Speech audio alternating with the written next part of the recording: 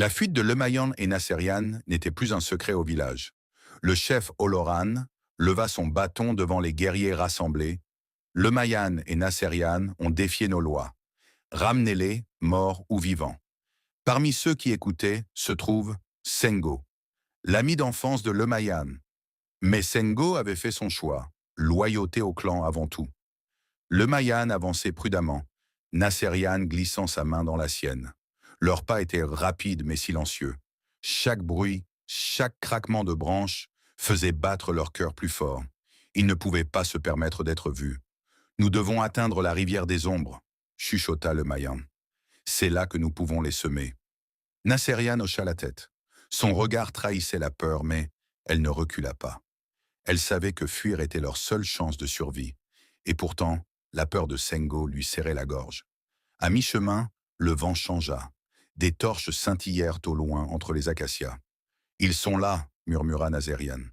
Lemayan la plaça derrière lui.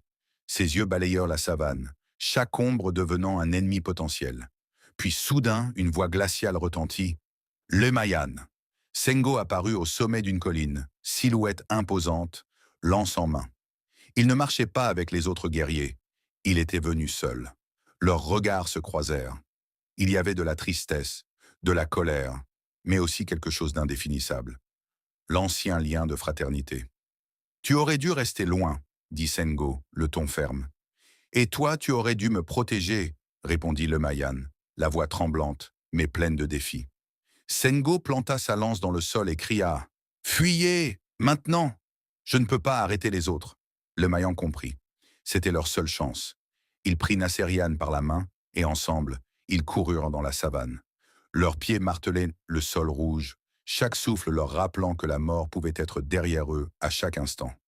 Les torches s'approchaient, les tambours résonnaient, mais l'espoir de liberté était plus fort que la peur. Lorsqu'ils atteignirent la rivière des ombres, Lemayan s'arrêta un instant. « Nasserian, si je tombe, tu dois continuer seul. Promets-le-moi. » Nasserian secoua la tête, les larmes aux yeux. « Je ne te laisserai jamais. » Mais Lemayan savait que dans cette nuit, chacun de leurs pas les rapprochait autant du danger que de la liberté.